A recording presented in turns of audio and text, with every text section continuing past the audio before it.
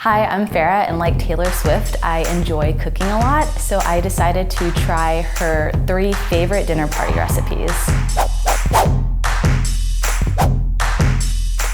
The meatballs are cooking. I'm really stressed out that they're gonna fall apart. On a scale of 1 to 10, I think I rate my cooking abilities as maybe a solid 7. In my early 20s, I was definitely more of like a 2-3. So I'm definitely not like ready to go on any type of cooking show, but I think I could make a solid meal for friends if they were to come over. So Taylor Swift's 3 favorite dinner party recipes are Ina Garten's spaghetti and meatballs, Nigella Lawson's Mukai Chicken, and Jamie Oliver's fajitas with mole sauce. For the most part, all of these dishes were relatively inexpensive to make, especially the fajitas. There was a lot of produce in it with the peppers. So for Jamie Oliver's fajita recipe, I followed it by the book for the most part. That just involved getting chicken, tomatoes, dark chocolate for the mole sauce, 2 different types of peppers, an onion, tortillas, Greek yogurt for the topping, which was really interesting to me because I usually think of sour cream as like that kind of topping, but Greek yogurt is a little bit healthier, and cilantro to top everything off. Okay, so I just cut the peppers into strips, and now I get to cut this onion, which is not my favorite part because I always tear up. Onions make my eyes just so irritated, but here we go. I made it through this onion cutting with minimal tears. So here's where I'm changing up this recipe a little bit. It says to marinate the vegetables and chicken together, but I'm gonna do it separately because I have a vegetarian friend and I wanna keep them separate. And so I have to believe that Taylor also has vegetarian friends, so maybe she also does this. Either way, I'm gonna do it. I hope it's supposed to be cooking like this. It seems a little bit chunky right now. Okay, this looks a little more like the picture. I was worried about dumping all that chocolate in it, but man, I guess we'll see how it tastes. I've never had this particular mole sauce before, but you know what? If Taylor says it's good, I'm sure it's delicious. Taylor Swift, always right. All right, here's the final result. It looks pretty tasty. I'm excited to see how the sauce turned out. Oh my gosh, this is actually so delicious. I was worried the sauce would be too chocolatey because it seemed like the recipe called for a lot of that dark chocolate, but everything is just so good. All the flavors blend together really well. So I'm gonna go eat the rest of this. The dish I thought would be the easiest to recreate was Ina Garten's spaghetti and meatballs, only because I've cooked spaghetti so many times in my life that I was pretty confident that I knew how to boil noodles. I followed everything exactly as the recipe, except I did not use ground beef, I used ground turkey, and I think that was something that concerned me initially when making the meatballs, was because I wasn't sure if they were gonna taste differently or like cook the same. The meatballs are cooking. I'm really stressed out that they're gonna fall apart. So keeping my eye on them very closely. I want them to turn out just like Taylor's, not in bits and pieces. It worked really well as a substitute. Okay, I'm feeling more confident in myself. This is the second batch, and none of them have fallen apart. This is my first batch, and I'm pretty impressed with myself because this is going very well. We are now cooking the sauce. Oh man, I'm chopping up these onions. I don't know if it's white onions, but my eyes are still so irritated.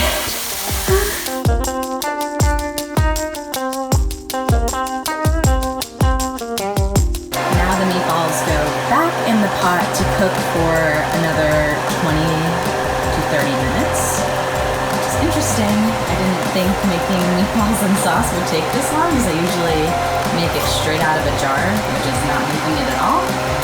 But you know what? This is probably gonna taste way better. Okay, here is the final result. I think it looks beautiful. I'm proud of myself. All right, I'm gonna take the first bite.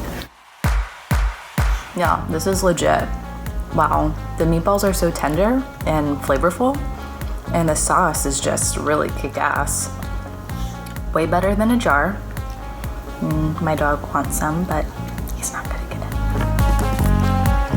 I think probably the most difficult part for that dish was creating the meatballs, but it wasn't even that difficult. It was just putting them in oil I was a little nervous about. I didn't know if I had done something wrong and they would just like not turn out good, or if I'd overcooked them. But in the end, it ended up being very, very simple and really delicious. I'm about to start making Taylor Swift's third dinner party recipe, one of our favorites, and it's the Mukai Chicken. But look at all these ingredients. I'm a little intimidated because this is way more than the other recipes, but I'm feeling pretty confident in myself, so I think I could handle it. I think I spent a good half an hour, not exaggerating, standing in front of the spice rack at the store, like looking at all of them and trying to find the ones that she used. It was just like a whole thing.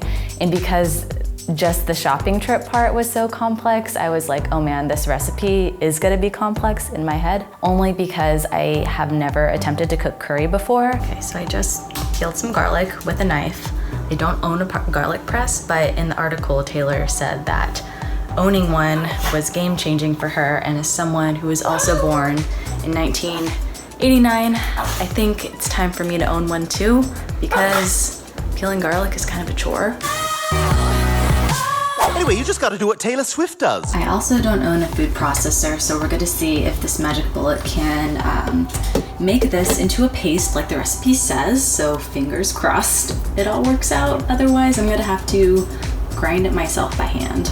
Okay, I think it worked pretty well. We're just gonna roll with it because I gotta add the almonds and the water next. So I think that should help it become more paste-like. I used a whole bunch of spices that were in the recipe.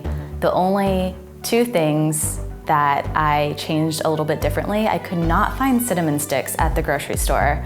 I looked everywhere. Like I said, I was in the spice aisle for what seemed like an hour and a half, but I ended up just saying, forget it. I guess they don't have whole cinnamon sticks here. I have powdered cinnamon at my apartment that it's just gonna have to do. The second thing was, I was also 99% sure that I had bought cardamom pods, which took me a really long time to find in the store as well. And when I got home, suddenly I couldn't find them. They had just disappeared. It seemed like I went back through all my grocery bags, could not find them. Later to find out that they had like slipped in this crack behind my coffee machine. So I found them like after I had already cooked everything. So I had the intention of using them, but they were hiding from me at the time of cooking. I still use cinnamon, just a different style of cinnamon, and sadly could not use the cardamom pods because they were hiding from me. Oh no! Okay, I just finished putting all the pieces together in one pot, and smells really good, so hopefully it's gonna taste really good. All right, it's all done being cooked. Only took me 2 hours to make, so we'll see if it's worth it.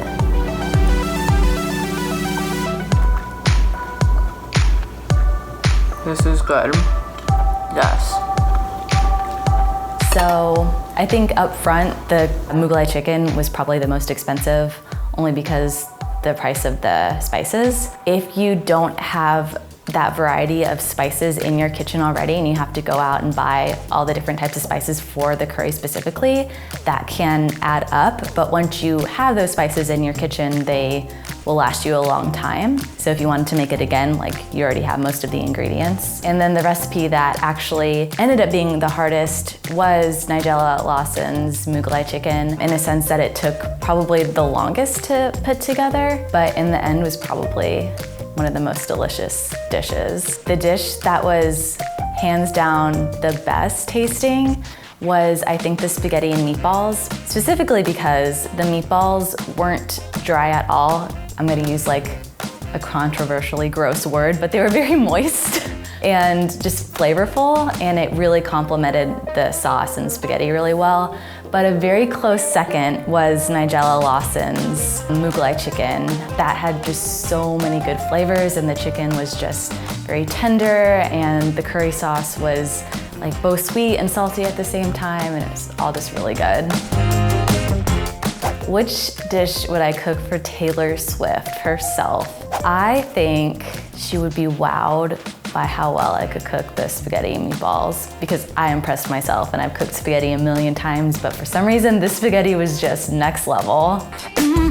It was really interesting trying someone else's favorite recipes, especially because this is Taylor Swift and I feel like she's the queen of cooking and baking and just kitchen stuff in general. And to attempt these recipes was a little bit of a challenge for me, but it ended up being a lot of fun. I have not made any of these a second time, but I definitely plan to. I just need an occasion. Taylor Swift, invite me over. I'll cook you one of your favorite meals for your birthday. So overall, I'm really glad I attempted these recipes because I feel like I learned a lot and I got to try new things, which is really good. So if you like hosting dinner parties or you just want to feed family and friends because you're a nice person, definitely try some of Taylor Swift's favorites. And if you want to read more in detail about my experience, you can check out in the description below the link to the post.